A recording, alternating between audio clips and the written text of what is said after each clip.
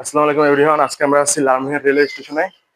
Lalmonirhat railway স্টেশনে অনেকদিন থেকে আমরা খেয়াল করতেছি যে এখানে অনেক অসহায় মানুষ শুয়ে থাকে, তাদের পাশে কেউ থাকে না।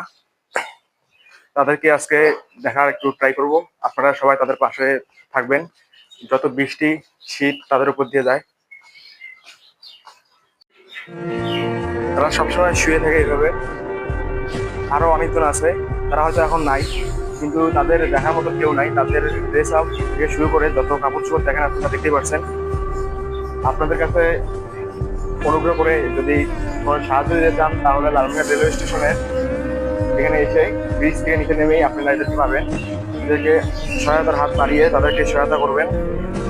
তাদের খাওয়ার সমস্যা, ড্রেসের সমস্যা, বেশিরভাগ শীতের দিনে, শীতকালে তাদের অনেক সমস্যার সম্মুখীন হয়। এই এত শীতের মধ্যে আমরা যেমন বাসায় সোয়েটার কম্বল দিয়ে শুয়ে থাকি, তাদের সেরকম পজিশন নাই।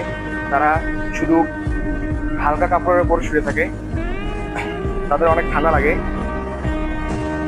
যে এখানে তারা সবসময় শুয়ে থাকে এই জায়গাগুলোতে। আমি পুরো ভিডিওটা দেখার চেষ্টা করতেছি। যে এখানে যদি কেউ সাহায্য করতে চান তাহলে এখানে যোগাযোগ করিয়েন ব্রিজের সাথেই।